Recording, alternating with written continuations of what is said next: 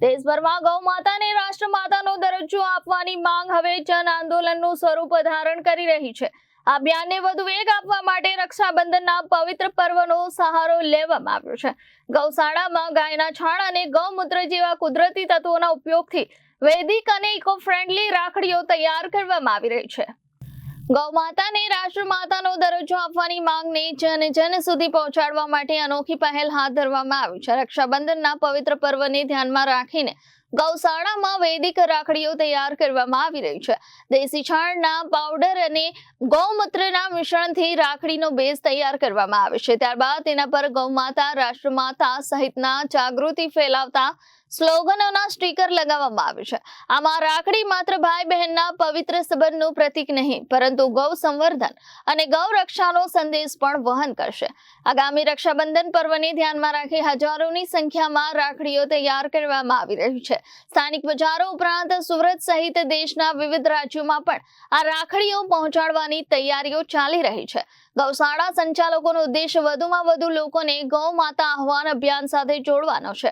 રક્ષાબંધનના દિવસે જ્યારે લોકોના કાંડા પર આ રાખડી બંધાશે, ત્યારે તેની સાથે ગૌ રક્ષા અને ગૌ સંવર્ધનનો સંકલ્પ પણ મજબૂત કરવાનો પ્રયાસ કરવામાં આવશે। ગૌ ભક્તોનું માનવું છે કે જનશક્તિના માધ્યમથી સરકાર સમક્ષ ગાયને રાષ્ટ્રમાતા જાહેર કરવાની માંગને વધુ મજબૂત રીતે રજૂ કરી શકાશે।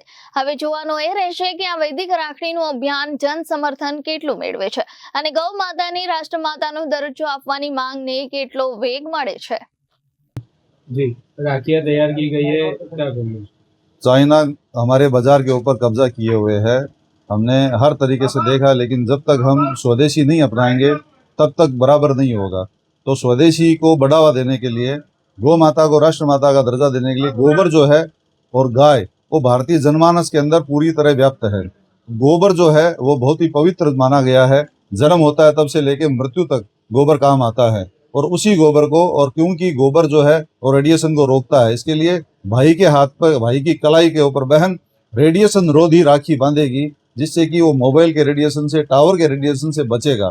और इसके साथ में भी गोमूत्र और गोमय के अंदर स्वर्ण की मात्रा होती है। एक प्रकार से स्वर्ण की राखी जो है हर भाई के हाथ पे बांधी जाएगी। हम इसकी कल्पना कर रहे हैं। दूसरा, जो गोमाता को राष्ट्रमाता का दर्जा दिलाने के लिए, गाय को भारतीय जनमानस तक पहुंचाने के लिए, जन जन तक पहुंचाने के लिए गोबर की राखी बनाई गई है। और हम ये चाहते हैं कि प्रत्येक भारतीय जिनको भी हिंदुस्तान से प्रेम है, हिंदुस्तानी त्योहार के अंदर ज्यादा से ज्यादा स्वदेशी का प्रयोग करें, और स्वदेशी के रूप के अंदर ये गोबर की राखी जो है वो जन जन तक पहुंचाई जाएगी। कितनी राखी तैयार की गई और क्या प्राइस? अब तक 50,000 से 60,000 राखी तैयार हो गई है, और लगभग आगे भी तैयार हो रही है। प्राइस का ऐसे है कि लगभग तो हम ये सेवा कर रहे हैं, लेकिन अगर कोई देना चाहिए 10-20 रुपया दे सकता है। रिपोर्टर सुजल राठौड़, जनादेश न्यूज, सूरत।